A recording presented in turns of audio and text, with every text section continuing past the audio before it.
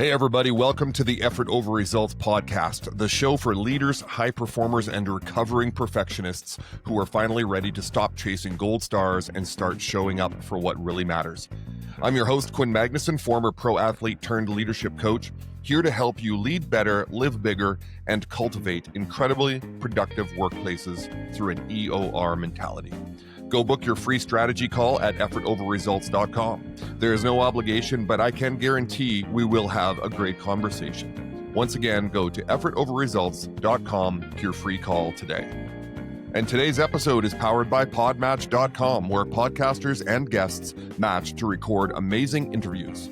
Kind of like a dating app, but less awkward. Now, back to the show.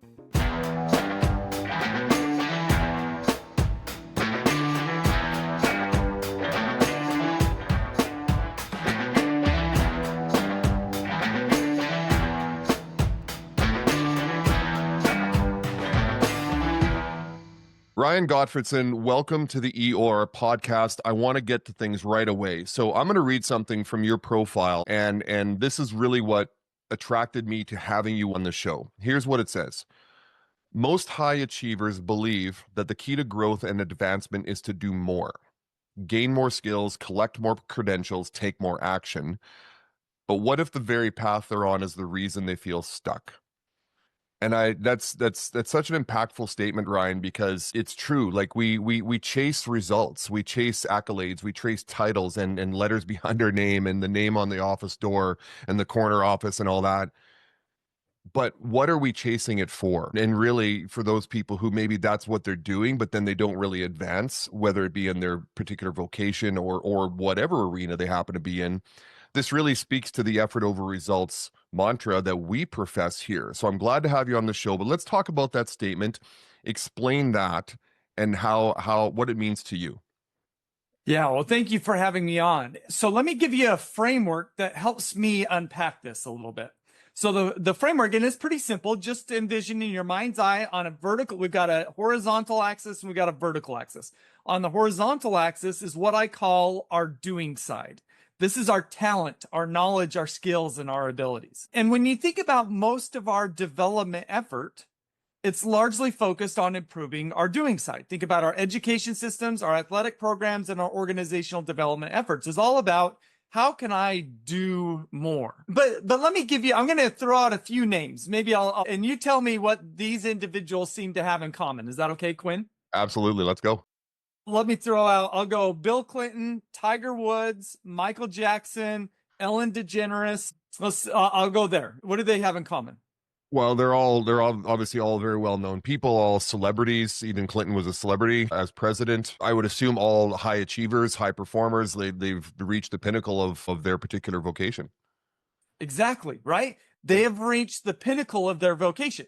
But the reason why I picked these, right, I'm cherry picking these, is because while they have reached the pinnacle of their vocation, there's scandal associated or controversy associated with each of these individuals, right?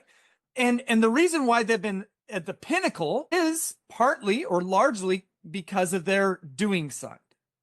But does their controversy or does their scandal have anything to do with their talent, their knowledge, their skills, or their abilities? No, not really. So that kind of suggests that there's a different side of ourselves. So if we've got the doing side on the horizontal axis, on the vertical axis is what I call our being side. And our being side is like our character, our psyche, our consciousness, our emotional regulation abilities. It's what I call the quality of our internal operating system. And so while these individuals have been really successful because of their doing side, their success has been limited and hampered because of their being side. And so what I've just learned is that when people want to get better and do better, they're largely focused on improving their doing side. Yeah. But what I've learned is that the most valuable side, if we really want to accomplish the results, the outcomes, our purpose, our aspirations, it is so much more about our being side than the doing side. And just not many people I've found understand that. And so that's why I wrote my new book called Becoming Better. That's interesting. And like I said, I'm super intrigued and I'm excited to get into this because like at Effort Over Results, reframing growth in a person. We believe in developing the human behind the role. And so that vertical development you speak of, it shifts from performance chasing more to mindset growing. And I'm a huge growth mindset fan. In fact, that's really what started this entire journey for me with Carol Dweck. And she was speaking with Andrew Huberman, and he was professing obviously the beauty of the growth mindset concept. And so there is a connection between effort over results and what you're professing. So explain how does vertical development, sorry, help leaders shift from that performance chasing to mindset growing? Like how do you change that mindset? Because if you have like an alpha male or a female or someone who's just absolutely results driven, and I deal with this, I have a hard time getting people to change their minds from results to effort. How does your philosophy help leaders move more towards being than doing? Yeah, great. And I'm going to give you another framework that I think you'll find fascinating. So, but before I do that, let me just define some terminology that you've Sure. used. And maybe listeners have already gotten this, but when we improve along our doing side, that's what's called horizontal development. Right. And improving along our being side, that's vertical development. And there's actually been a framework that's been put forward that stems from developmental psychology, that it's a framework that allows one to evaluate their altitude along their being side. And what they've found, these are adult developmental psychologists. What they found is really interesting. They found that as adults, there are 3 different adult development stages. But what's really interesting about what they found is that while there's 3 adult development stages, what they find is that most adults never develop in adulthood. Yeah. They stay at that base level of adult development. So if it's okay, maybe let's step into these 3 different stages, at least at a high level, so we could kind of unpack your question, if that's okay. Absolutely. Let's go. Okay. So at the base level of adult development, this is what I call these Mind 1.0, Mind 2.0, and Mind 3.0, because at each level, our bodies are wired to fulfill different needs. So at Mind 1.0, that base level, our body is wired to fulfill the needs of safety, comfort, and belonging. Right? We generally want to identify or join groups or identify with groups where we kind of enter these groups and we don't want to take charge. We kind of say, you tell me what to do and I will do it, provided you keep me safe, comfortable, and feeling like I belong. So what research has found is that 64% of adults operate at this base vertical development level, Mind 1.0, where they're wired for safety, comfort, and belonging. Yeah, I was going to ask, does this have some in context to Maslow's hierarchy of psychological needs? The answer is kind of. Okay. And the reason why I say that is, as a whole, it's a different theory, but the people who originally developed this were students of Maslow's. There you go. And so there's a connection, but it doesn't map on super well. So, but great question. So that's Mind 1.0, where we're wired for safety, comfort, and belonging. At Mind 2.0, our body's needs shift. So the wiring of our internal operating system upgrades, and we now become wired to stand out, advance, and get ahead. And this is a dramatic shift, because now we're willing to be unsafe, uncomfortable, and not belong in order to stand out, advance, and get ahead. Okay. And what we find is that 35% of adults get to this level. So if you're doing the math, that means only 1% gets to Mind 3.0. Right. And at Mind 3.0, our body's internal operating system isn't wired to stand in. That's Mind 1.0. It isn't wired to stand out. That's Mind 2.0. It's wired to contribute, add value, and lift others. Okay. And now we operate at this different plane where now it's about something bigger than ourselves, right? Because at Mind 1.0, it's my safety, my comfort, and belonging. At Mind 2.0, it's me standing out, me advancing, me getting ahead. And then at Mind 3.0, it's about something bigger than ourselves. So those are the 3 levels. And I gave you the statistics for all adults, 65, 64, 35, and 1%.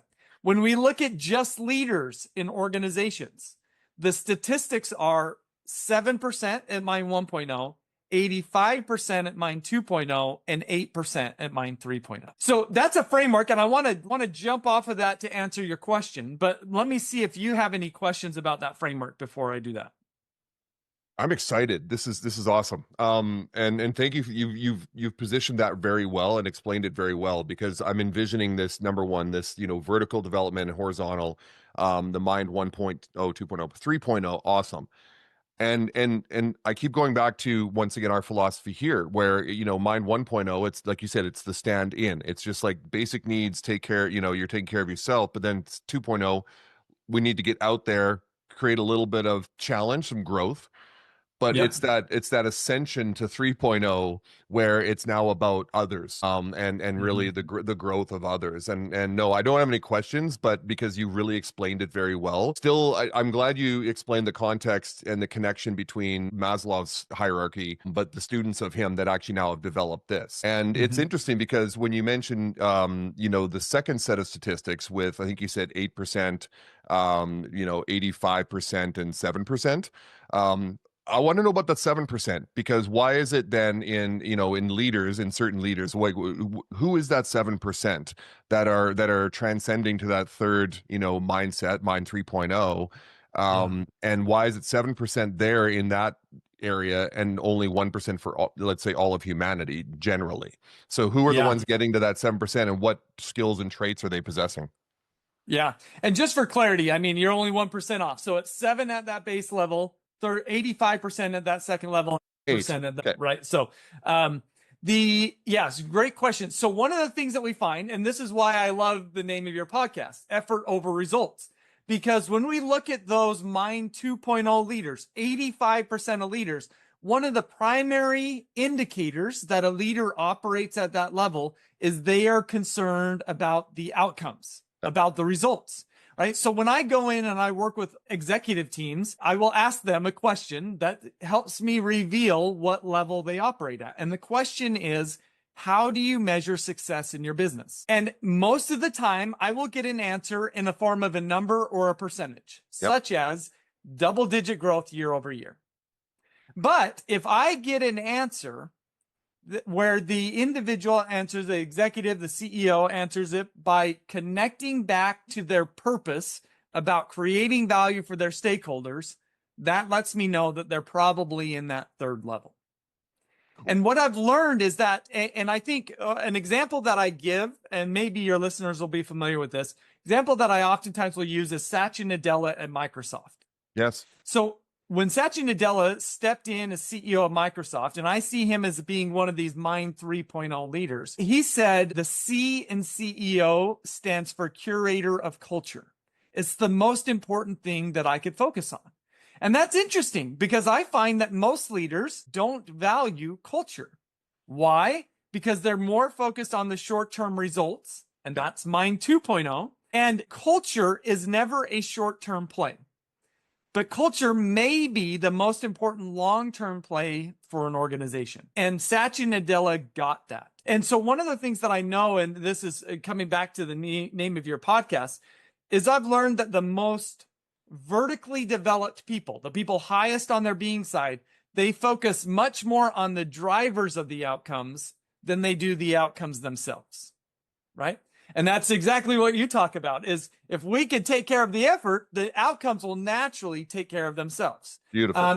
And that, what we've learned when we think about this in terms of our being side, it takes growth in our cognitive and emotional sophistication, or just stated more simply, our mental maturity. Yep. So the people that aren't able to kind of wrap their heads around that, that doesn't mean they're bad people. It just means that they aren't quite as mentally mature or cognitively or emotionally sophisticated as they could be. And that's ultimately the differentiator, is just how cognitively and emotionally sophisticated one is. And the good news is we say this, and maybe we could step into this, but the good news is we say this is we can elevate along our being side. We can become more cognitively and emotionally sophisticated. The challenge is that most people are not familiar with being side development. We're generally only familiar with the doing side development. Man, so interesting, because I think about The question that came up, Ryan, is, these lead, and thank you for mentioning Satya Nadella and Microsoft, because I've actually used him as an example in the book that I'm writing. It'll be out in the fall. Them, Google, Patagonia, and Pixar as examples of effort over result. Oh yeah, agreed. And but where I struggle is those doing type leaders that, that are basically, there's a glass ceiling at level 2 and they never go above it. How do you change them? Like, is it possible to change them? I mean, and once again, when I say change them, what I've learned in life is that you can't get someone to change. They have to choose for themselves to change. Yeah. But when you're working with those leaders who are stuck in Mind 2.0 and they are mostly results focused, obsessed, some of them, how do you get them to see the beauty and the growth and the sustainability of a Mind 3.0 culture and leadership? Yeah. Great question. In fact, I had a coaching call with an individual yesterday, an executive, and he's somebody, just for a little bit of context, he's somebody who a year and a half ago, no, 2.5 years ago, he went through a really nasty divorce. And he said to me during this coaching call, and I sensed this from him, he said, if we were having this conversation 3 years ago, I would have ended this conversation. Now I'm ingesting it. And it says something about the growth that's occurred. And the reason why I bring this up is because what these adult development psychologists have learned is that in order for one to go from one level to the next level, there's really 3 things that need to happen. And it starts with what they call a heat experience. Now, a heat experience can be something external to us, such as, I think, a divorce. For me personally, one of the things that was a heat experience is I got fired from my job. An external experience could be getting a diagnosis of a certain disease. It could be a car accident. It could be the loss of a family member. Now, don't get me wrong. Almost everybody has experienced these things. So it isn't enough just to have a heat experience. So I'll get to the other 2 factors here in just a second. But let me mention, so an external heat experience could be a start, but I'm also going to introduce the idea of an internal heat experience. We can intentionally choose to evaluate and introspect about the quality of our internal operating system. And if we intentionally choose to do that, then that also creates this heat that can be trajectory altering. And that's the power of these heat experiences. But again, it's not enough to have a heat experience. There's 2 other factors that involve. One is what I call colliding perspectives. And what I mean by colliding perspectives is we have got to take our kind of worldview and collide it with alternative worldviews. And we've got to inspect, is my worldview the optimal worldview? Or are there multiple worldviews that I could hold simultaneously? And then after these colliding perspectives, what that should lead to, and this is the 3rd piece, is elevated sense making. We go from making meaning of our world in one way to making meaning of it in another way. So let me give you a quick example. How would you say, Quinn, that most people make meaning of constructive criticism? They get what? Well, I know for me, but I think they get defensive. Right? Yeah. And what we should recognize in that is that defensiveness is a self-protective strategy. Sure. It's also a knee-jerk reaction. That's part of their internal operating system, right? Because their body immediately makes meaning of that as an attack. Yeah. But somebody who is more cognitively and emotionally sophisticated, they've refined their body's nervous system so that they don't knee-jerk react, but they create space to sit with it. That doesn't mean they have to agree with it, but they create space to sit with it and wonder, is there something here that I could benefit from? So I brought up a couple of different ways that we could kind of evaluate our being side altitude. One way is, what is our level of reactivity? If we're a pretty reactive person, that says that we're probably lower on our being side. But another thing that I brought up, and here's what I found, is it's a continuum on the lower end of the being side where we're wired for short-term self-protection. And at the higher end of the being side is when we're wired for long-term value creation.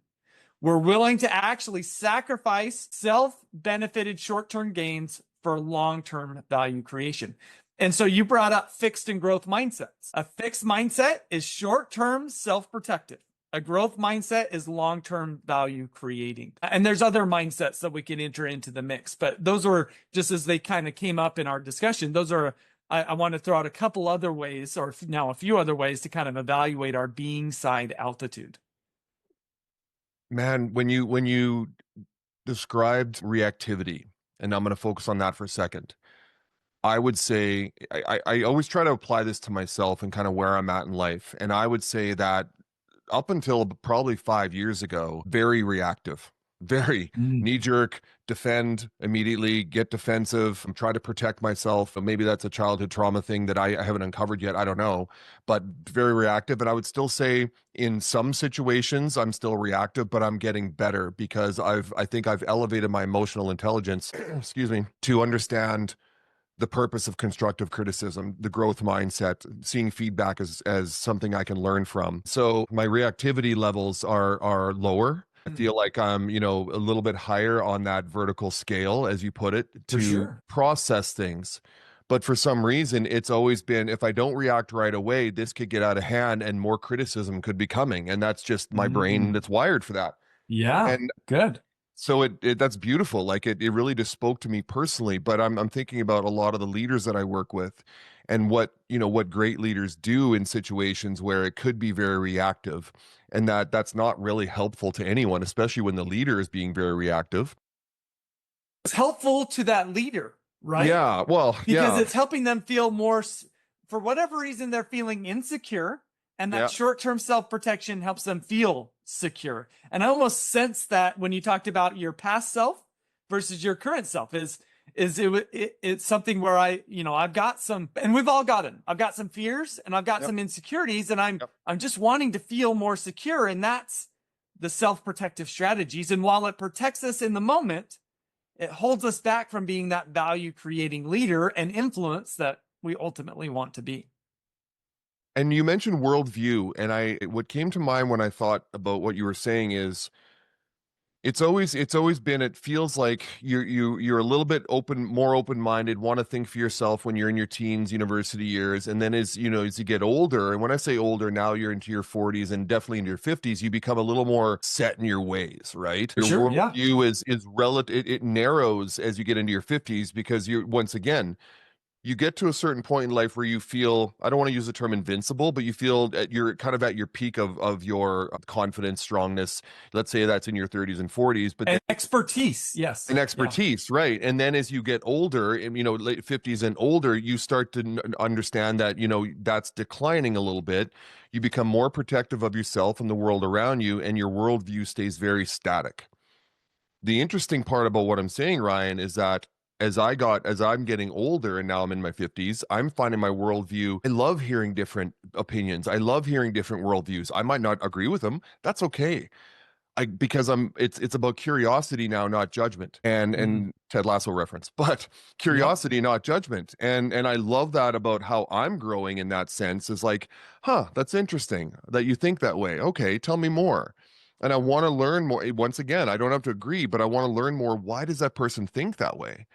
And you have to understand there's a background there. Like there's a backstory, there's something that's happened to them, there's something they've experienced, the environment they've been in. And so when I think of that vertical and horizontal chart that you mentioned, it'd be so cool to see all the different people that I know, where they kind of land on that chart. And maybe there's something online you can do, but it's worldviews I thought would get more static as you get older, but mine has actually grown. And I love that for me, because it certainly has helped the people around me, that I'm not as reactive, that I'm not as stuck in my ways. And I'm trying to now help my kids and the people that I know to have a slightly more open mind. So I think this all connects. And I want to, if it's okay, I want to explore that a little bit more with you, but I'll mention this just because you kind of brought it up, is on my website, which is ryangottfredson.com, I actually have 2 free assessments. There's a vertical development assessment and a mindset assessment. And both of those I use to help people awaken to the quality of their being side, and then provide, when they get their results, I provide some resources to help them elevate there. So if you're listening and you're liking this, then that might be a place to turn. We'll definitely have that in the show notes. Perfect. You had mentioned, and I want to point this out, you had mentioned, I feel like I've grown in my emotional intelligence. And I just want to point out, Emotional intelligence is a being side ability. It's Yep. not a doing side ability. Yep. Right. So that's I think a valuable thing to know. And so what I'm curious about, Quinn, is I sense that you have done a lot of vertical development work. Now, you may not have known that you've been doing it, but the fact that you have a podcast, right? And I don't have a podcast, but I've been on a lot of podcasts. Podcasters get very little thanks for the work, all the work and effort that goes into it. Generally, podcasters create podcasts either to stand out, advance, and get ahead, or to contribute, add value, and lift others. And I kind of have a sense of where your motives come from, which feels more Mind 3.0 to me than the Mind Absolutely. 2.0. Sure. And so I'm curious if if you wanted to explore it, you can. So I'll just open the door and I'll let you walk into it or not. Yep. It's fine. Yep. But as I brought up heat experiences, it makes me just wonder what went on in Quinn's life over the last 5 years that spurred this trajectory altering development path that you've been on. That's a great question. And I'm going to bust down the door. Actually, I'm going to go right through that door. I would say that the heat experience that you describe for me was my daughter going through like some pretty serious mental health issues in high school. And now this is 8-10 years ago, but I would suggest that it was 3 or 4 years of me really not knowing how to handle it. I like I said, it's funny. I came from a very results, sort of growing up competitive pro sports and whatever. And then I had children. Walk it off, tough it out. Yeah. Yeah. And that, okay, it's funny you mentioned that because the day that the first real episode happened with my daughter, both my wife and I, my wife played university basketball, so we're both very competitive. We're like saying to our daughter, it's like, well, you know what, go outside, play with your friends, you'll get better if you get some exercise and fresh air. Because we wanted to solve the problem right away. We didn't want to admit that there was a problem deeper than she was just having a bad day. Well, she had thousands of bad days after that. And it really changed the way I had to see the world, because as a parent or just as a person in general, you grow up thinking this will never happen to me. So having a child, say, for example, and this wasn't the case in our daughter's case, but having a child that, ends up being a drug addict or gets into with the wrong crowd and becomes a criminal, gang involvement, things like that, or a child that fails out of school, something as you could say as minor as that. It's like, well, that'll never happen to me. My kids, I'm a great parent. My kids are great. And then it happens and you go, all of a sudden you feel this giant spotlight on you as a parent of where did I go wrong? What did we do wrong? And my wife and I basically spent, the next 4 or 5 years on pins and needles with her because we didn't know where she was at. Like it was a lot of depression and anxiety. And just got through high school. And I mean, she did earn a scholarship for track and field. So she went down to the States. We're like, oh, well, maybe she's out of it now because she's obviously able to live on her own. Never quite went away. And I hate to out my daughter, but I think my daughter has a great story too, because she basically has almost come full circle and is doing very well. But that heat experience of being on suicide watch for 5 or 6 years, I was like, okay, I need to reassess myself as a human, as a father, as a husband, as a parent to my children about how I handled this situation. And it forced me to do things and think in certain ways that I never would have considered before. And what it did, Ryan, is I now look at other people with great curiosity to know it's like, why are they acting the way they're acting? Why? Yeah. And I would never wish what we went through with our daughter on any parent at all, and or even parents who have children with terminal illnesses, any of that stuff, because it absolutely changes the way you think. I have a friend who lost his brother in a bus crash. It was a hockey team that did the bus crash. Lost players, and he all of a sudden he just like literally it's like a different person. He goes, you know what? I don't sweat the small stuff anymore. Life's too short, and his mind and I believe. And whether you believe in God or the universe or whatever, I believe everything happens for a reason. And I think these heat experiences you mentioned come into our life for a reason, because it means it requires a shift in the way you think. And I think it makes you, I mean, it potentially could go the other way and make you do bad things and make bad choices. We've seen that for sure. Yeah, we've seen that. But for me, and thanks for actually asking the original question, is like for me, that experience with my daughter number one, it steeled our relationship, my daughter and I. Like literally, I would die for both my kids, but my daughter was Mhm. very special situation. But I now am able to help other people see the benefit of, and when I say effort over results, I'm not trying to tie in my business to my daughter's, situation, but it's true because I finally stopped having to have such high expectations of my kids. And both my kids are very talented, intellectual, athletic. And it's like, well, you could earn a scholarship and you could do this and you could do that. And we kept kind of a little bit Yeah. of that pressure, maximize your potential, be productive. And I had to just back right the F off of that. And I Yeah. had to just let them find their own path. And so my daughter went from, first year university down in Missouri, taking pre-vet med, to she's now back here at home and she's working in construction and absolutely loves it. And she's Yeah. happy. And she's building her own life because I finally, thank you, Mel Robbins, I finally let her make her own choices because I needed her to grow and find her own path. And that's that heat experience. That's what changed me, Ryan. So thank you for asking that, because that's exactly where I am today and why everything I do with effort over results. I'm not doing this because I'm trying to, make $1 million and be a coach with a podcast and public speaking. I'm doing it because I'm trying to share a message that I think others can learn from. And Yeah. that to me is that Mind 3.0. I want to be at Mind For 3.0 sure. all the time. Yeah. Well, let me pull out, I think one of the biggest things that I've learned in my own journey, and I could share some similar things that you shared, and my heart breaks for what you've had to go through, Yeah. but to see where you've come and also where your daughter's come, I think there's a Yeah. lot to be celebrated there as well. Yeah. Yeah. But here's what I've learned is that doing this being side work at a foundational level really is about healing our minds, our bodies, and our hearts. Mm. And if we want to elevate along our being side, that's what's got to happen. And what I find when I work with a lot of these Mind 2.0 leaders, they get stuck there.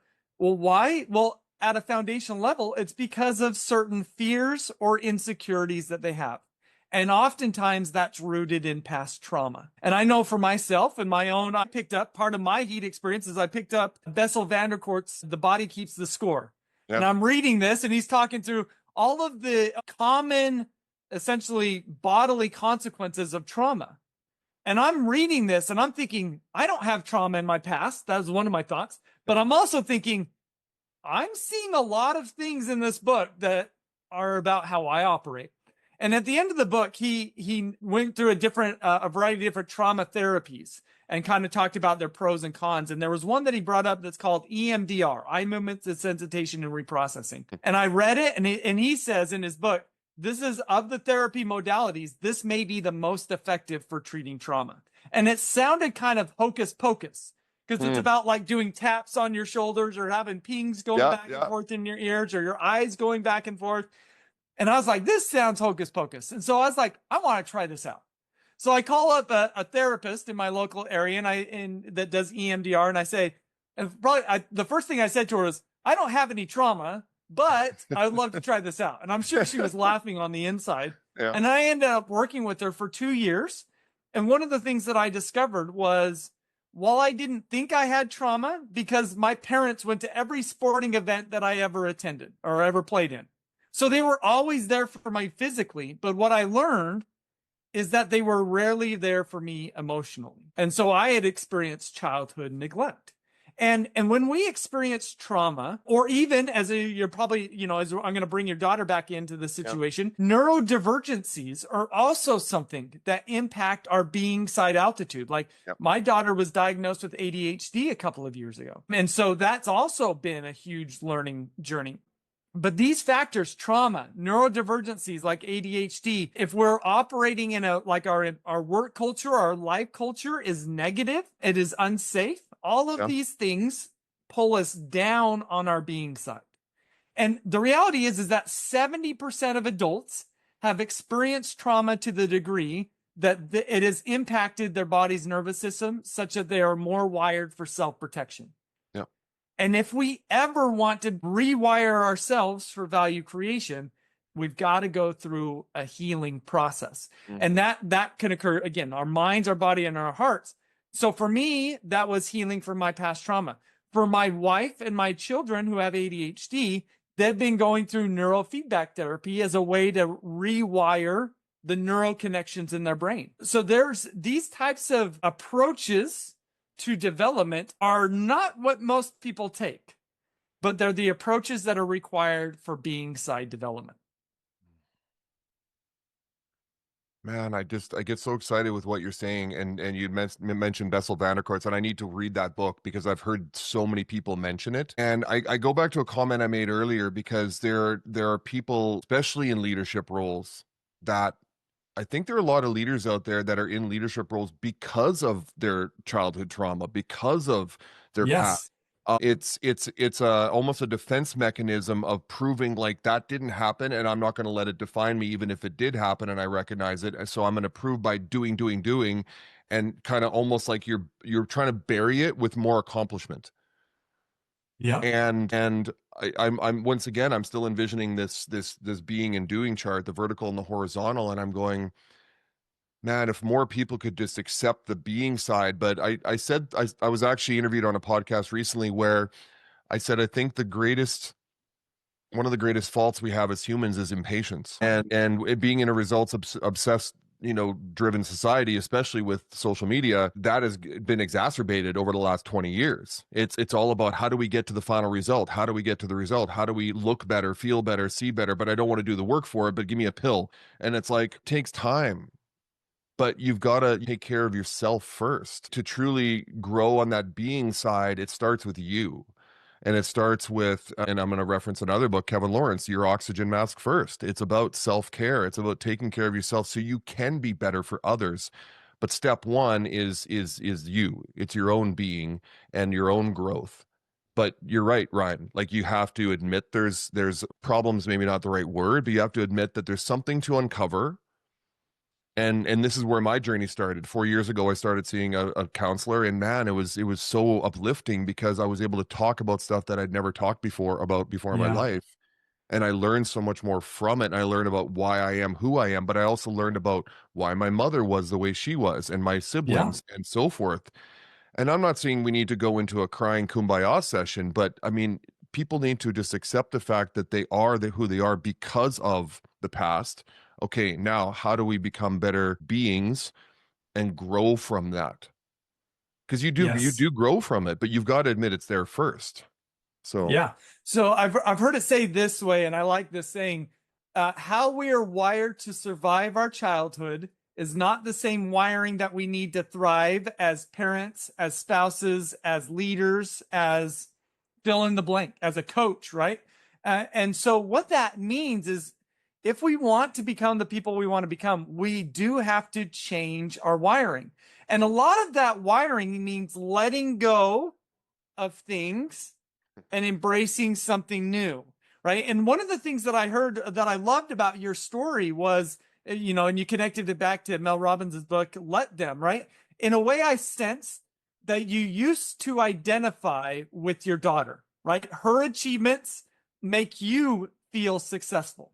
yeah, And in a way, I've sensed that you've learned to let go of that. yeah, Her success is not an indicator of who I am as a person or who I am as a parent. yeah, And absolutely. because her success could be all credit to her and none to you. And I'm not saying that's the case. That's an example of another way we can evaluate our being side altitude as parents is, to what degree do we identify with our children? That makes us feel good to identify with our children, but it's actually not very cognitively and emotionally sophisticated to do so. Man, I wish I had stumbled upon all of this 25 years ago before I became a parent, but there's no parenting manual. Yeah, and every parent feels like they could have done better. There's no parent out there saying I'm the parent champion, I'm the winner, and I'm the best at it. No, I mean we all look back, and our parents did, and their parents did, and it's just it's a cycle. But we learn from it, and I'm learning from it now, and so it's a good feeling, but it's also not a good feeling because I know all the mistakes I made too. Yeah. Well, let me maybe summarize what I feel like some main points of conversation Yeah, as we talked about this is, I think if we want to become the type of people that we want to become, one of the things that we have to do, one of the first things is we've got to just become aware that we have a being side, Yep. and we got to better understand what that is. And it's really about how our bodies are wired to kind of process and operate in the world around us. So that's the first thing. And I appreciate you sharing your story of how you kind of became aware of that.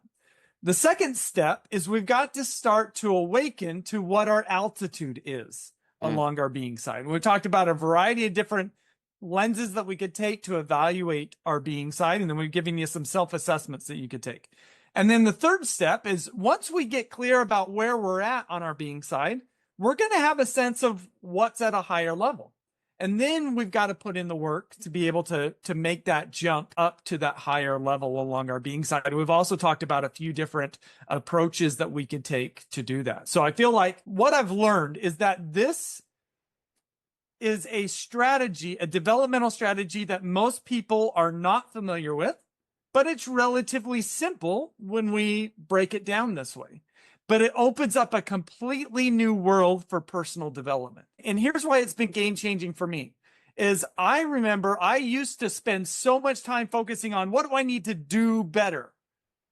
And I would practice skills. I would identify my skill gaps. I would try to close them. I would make progress, but then I wouldn't feel like I was much better. I could do things. I could do more things, but I didn't feel like I was a better person. And that's because my developmental strategy was focused on that horizontal development. And what I hope we've given people by listening to this is a new developmental strategy, which is vertical development to elevate along their being side.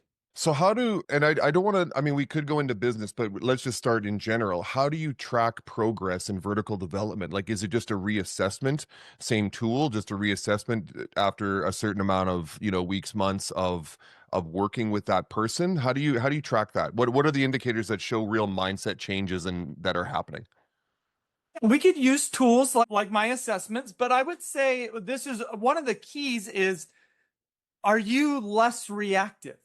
Do you have a wider window of tolerance? Are you able to explore the ideas, alternative perspectives without being reactive to that, right? Those are, I would say, are very easy ways for us to sense if we are making progress in our vertical development journey. And I don't know if you're familiar with that term that I threw out, window of tolerance, but it's a psychological term that just simply, when we are in our zone of being regulated, we all have a zone of being regulated, we could operate at a high levels of kind of cognitions and emotions. We are in control, but we all differ in the width of our window of tolerance, meaning the more stress, the more pressure, the more hungry we become even, or the more sleep deprived, well, we get sent closer and closer to the edges of our windows of tolerance. And the closer we get to the edge of our window of tolerance, the more we lose cognitive and emotional control. And there's even times where we get sent over the edge, right? And these, like a classic example is road rage, right? But we all have our own window of tolerance. The question is, how wide is our window of tolerance? How much does it take for us to get sent over the edge? And so if we could sense that our window of tolerance is widening and we get ample opportunities every day to kind of feel into that. I think that's one of the best ways for us to almost kind of take our pulse on where we're at and where we're headed. Yeah, I really relate to that. I would suggest, because my immediate family has said, you don't fly off the handle as much as you used to. You've grown, which is awesome. It's not just you've changed, you've grown. So when it comes to leadership, and maybe let's move into the business world, the corporate world, but so how does this change leadership development in the next 5 to 10 years? Because I'm trying to go into organizations and get leadership teams and whole companies, but really from the leadership team down, to move to the growth mindset, move to an effort over results based philosophy. I'd love your philosophy, and I want to incorporate a few of the tangents out of that. But how do you see leadership development changing in the next decade? Because I think it's going to change fairly drastically, one. And two, I feel like leaders who don't jump on some bandwagon, some form of development in what the new leadership looks like, are going to be lost. Like, I think the boomers are now up and out of this. I think the Gen X leaders, you know, now that own the companies, I think there's still time for them to develop this. I've Yep. worked with some. I definitely know the millennials and Gen Zs are going to be up for this, because this is kind of what they've been preaching in the employment sector, and why they're using their feet to basically protest, saying, "Listen, I'm not staying here if you don't value me and you're not building a culture that is valuable to people." So Mhm. where do you see that development happening in the next 5 to 10 years? Well, I do. I'm already seeing this shift. Now it's not as taking hold as much as I would like, but I am seeing this shift from horizontal development to vertical development. Good. One of the ways that we're seeing this is I've heard it called the mindfulness revolution, right? And greater levels of consciousness. And I think that one of the problems is, and I don't know if you're familiar with Alan Mulally, he's the former CEO of Ford, but he reached out to me. He's one of these Mind 3.0 leaders. He reached out to me and he really gravitated to this Mind 1.20, 2.0, 3.0 framework. And I asked him why, what spoke to you? And he said, I think it gets at the biggest issue in business. And I said, like, if there's anybody who's going to have a perspective on this, he may be one of the leading voices on it. And so tell me more.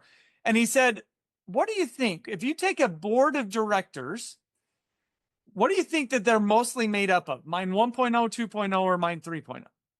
And I said, Mind 2.0. These are people who have been successful because they've been chasing results. Yep. And he said, okay, I agree with you. And he said, what's a board of directors' number one responsibility? And I said, selecting the CEO. He's like, yep. And he said, so if you're a board of directors and you're Mind 2.0 in terms of how you think and how you process, what type of leader are you likely to select? A Mind 1.0, a Mind 2.0, or a Mind 3.0 leader? And I said a Mind 2.0 leader because they speak the same language, right? A Mind 3.0 leader speaks a very different language than a Mind 2.0 leader. He said, that's the primary issue in our organizations, is we get Mind 2.0 leaders who are selecting leaders and they aren't selecting Mind 3.0 leaders.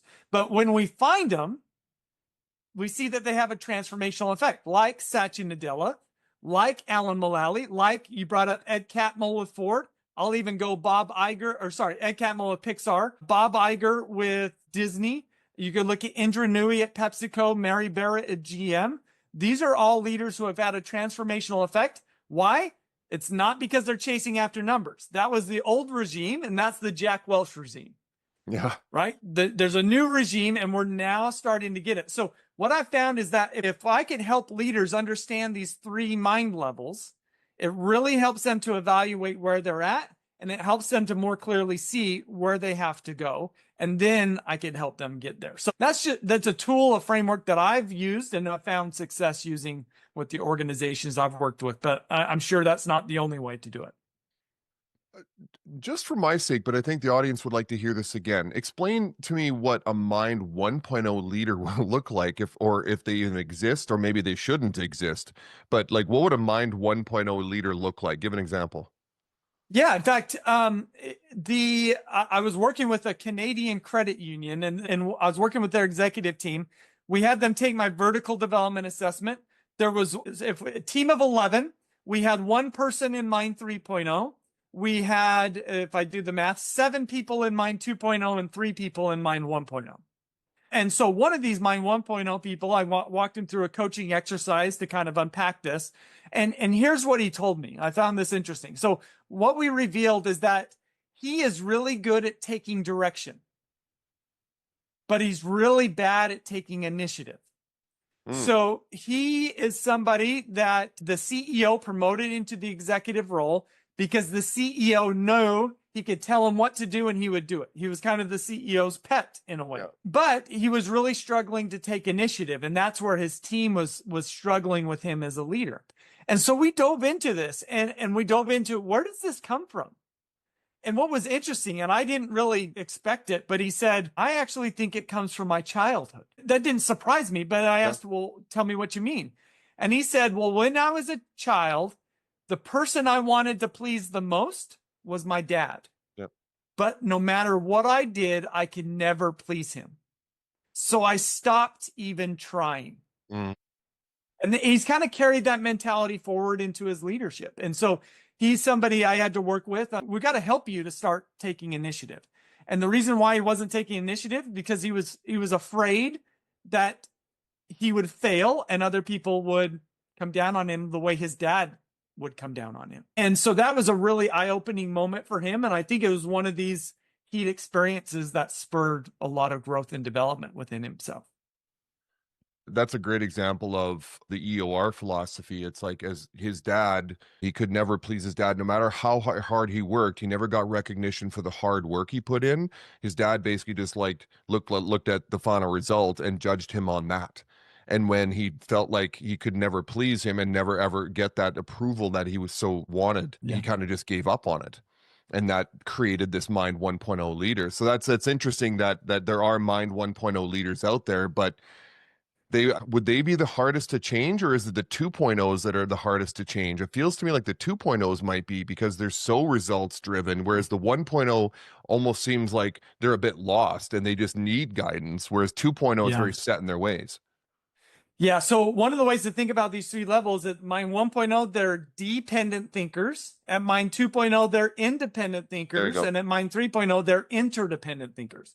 And so when we get to that interdependent level, we have come up with our own beliefs, our own ideas. We've been willing to push back against the beliefs of our groups, of our tribes, whatever those might be. And when we do that, there is ego involved in putting our stake in the ground with my ideas that I now want to put to the test. And so I think ego is a factor at that Mind 2.0 level that you don't see to the same degree at the Mind 1.0 or Mind 3.0 levels. And that's, I think, ultimately ego. And I think ego is another word for being wired for self-protection, but in a very defensive kind of resistant way. And I think that that's ultimately a huge barrier for these Mind 2.0 leaders and people, is that ego there. I'm probably going to ask a question that I know the answer to, but I would assume that the assessments that are available online, as far as being and doing, this applies to anybody, anywhere. Like this, like I said, this, because I always say that effort or results, it applies to parents and kids, it applies to employers and employees, to coaches and athletes, to teachers and students. This probably applies to all walks of life as well. True? For sure. So here's one of the ways that I think about it. Our ability to influence, to be a light in the world around us, is so much more connected to our being side than it is our doing side. I'm not saying our doing side can't help with that, but if we truly want to have an influence, be a light to others, it's all about our altitude along our being side. I mean, if you look at the great stereotypical leaders like Gandhi, Nelson Mandela, Martin Luther King, Abraham Lincoln, Jacinda Ardern, these are people who weren't necessarily exceptional in their doing side, but what made them exceptional was their being side. I mean, we've kind of thrown out some characteristics in our conversation: emotional intelligence, patience. Let's throw out humility, vulnerability, authenticity. Those are doing side abilities. Those are all being side abilities. And so I think that those characteristics are the characteristics of great people. We all want them. It's just, I'm not sure many people know how to get them, because we're just so indoctrinated with the doing side philosophies, and we haven't yet learned about the being side philosophies. Right. We've been talking about the being and doing chart, like an XY axis.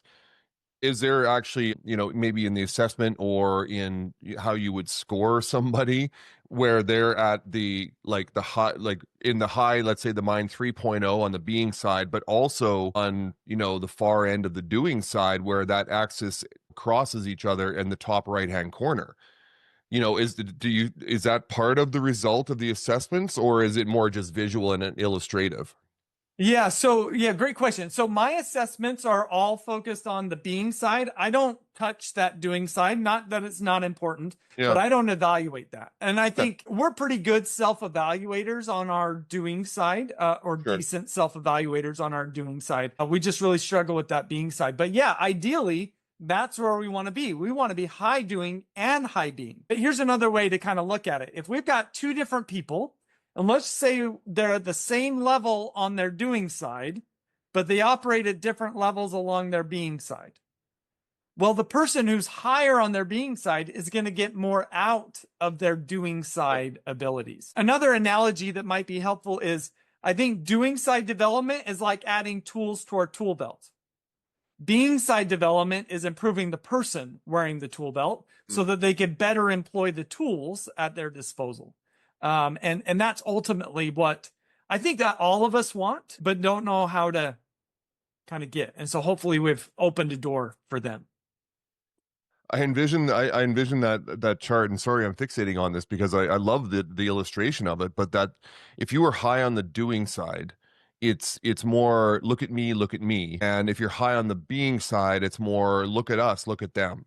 Meaning, like, I'm trying to grow other people. I'm at Mind 3.0, where it is about the growth and the mindset of the people around me and the people I'm trying to lead. Or I'm just, even if you're not a leader, if you're just trying to make the people around you better, maybe you're in the center of that, not necessarily above them. It's not hierarchical, but it's like I'm just trying to grow other people. So does that make sense? Like the look at me, No, and for then the sure. It look at makes them and look at complete us. sense. Okay, cool. Yeah. Right. Because I mean, if we look at that and if we create quadrants, the 85% of leaders operate in the high doing, low being quadrant. Mm-hmm. Well, that doesn't necessarily surprise me because how are leaders promoted in organizations? Sure. Well, generally we take the person who could do the thing the best, and we say, be the leader. But just because they could do things the best doesn't necessarily mean that they have the being side altitude to lead effectively. And that's why we see a lot of micromanagement of leaders, is because they know how to do it better than the people that they lead, but their being side, the lack of being side altitude suggests that they have fears and insecurities that prevent them from being able to trust and delegate things to others. And that's it. So that's a being side deficiency, not a doing side deficiency. So 85% of leaders are in the high doing, low being quadrant. Yeah, I can see why that would be, because leaders are constantly trying to prove themselves, not improve themselves. Yes, And I and like that, that. but that's not what a leader needs to do, right? You're in that Yeah. position because of improving yourself and making others better, not because you have, the letters behind your name or the degrees on the wall. It's really just how are you making others better? So I like that. It's like they should be improving themselves, not just proving themselves. So as we start to turn the corner here and wrap up, Ryan, what is one thing you want leaders, and once again, this doesn't have to be in business, it could be anywhere, to remember after hearing this podcast, the audience that's listening, like what would it be about growth that most people get wrong, either as individuals or even as organizations? Yeah. Well, I just hope, as I mentioned earlier, is what we've done is we've opened up a new and different strategy for personal development than maybe what we're used to or familiar with. And that is to focus on our being side. And then if you're a leader, if you're a coach, if you're any sort of parent and any sort of influencer, that your ability to influence is contingent upon your being side altitude. And I just hope that we've opened the door to help people step onto the being side development path, or what we've called the vertical development path. What I've learned is that most people are on the horizontal development path, and it is incrementally helpful. But if we could step on the vertical development path, that will be transformational. And I appreciate you sharing your journey as a part of our conversation, because I think our listeners will be able to sense how transformational your change has been. And that's the impact of vertical development. So I appreciate your willingness to be vulnerable and step into that. Well, I've learned that maybe taking a few of the slings and arrows of being vulnerable and exposing myself helps others, though. So there may be some haters out there, for lack of a better term, but then there's going to be people who see that, and they see a former professional football player and someone who was an alpha male for a lot of years, and I've started to tone that down a bit, but they go, okay, I don't have to be this stoic, hard-assed male that, or female, really. There's some out there that Yeah. has to constantly be proving themselves. Like, I can actually show that there's a soft side to me. And when we say vulnerable, we don't mean weak, we don't mean soft necessarily, but it's like, you show there's compassion there, there's empathy, there's thoughtfulness, there's curiosity. I think Yeah. that's where vulnerability really helps others. So let's final question. Can you share a moment, and I'm going to bring in the effort over results concept, but can you share a moment in your life or career, Ryan, where you prioritized effort or growth mindset over a result or over the results you were chasing and what resulted from that? Yeah, let me tell you how I learned this lesson the hard way. I was in my doctoral program, and the name of the game to get a really good job as a professor coming out of a doctoral program is really contingent upon, at least in my field of study, how many publications you get during your doctoral program. So during my doctoral program, the first 2 years are where you do your coursework and you're supposed to do a little bit of research. And the last 3 years are really all about your dissertation and research. Well, I had the opportunity to do a lot of research during my first 2 years. And I was like, this is awesome, right? I'm going to get a lot of publications. I'm going to get a really great job coming out of my doctoral program. And so I chased the publications and I just didn't dive into my coursework super well. And so after 2 years in the doctoral program, we have to take a comprehensive exam to demonstrate that we have mastery of what we learned in our courses. Well, any guesses how I did on my comprehensive exams? I failed them, right? Because I was so focused on the outcomes and not focused on the process to get the outcomes, to really develop mastery. And that was another heat experience for me. It was a big wake-up call because they're like, technically, we should kick you out of the program, but we're going to give you another year, and we'll have you take the comprehensive exams next year. If you don't pass them, you're out. And so that was a rude awakening, but it taught me I've got to focus on mastery and the results will take care of themselves. So I spent that next year focusing on mastering the material, and then I let the publications take care of themselves. And that proved to be a life-changing lesson that has served me ever since then. But man, that was a tough pill to swallow at the time. Beautiful illustration. I love that story because that's exactly what effort over results is. It's like we get so fixated on the goal and the result that we lose sight of the journey. We lose sight of opportunities that may be happening along the way. And so that really described it perfectly. Who are your influences that brought you here to today in terms of, the message you're trying to get out there, the philosophy that you have? And I love it. And it blends so well with that effort over results. But who are the influences that really got you to this point, and who do you look to today for inspiration?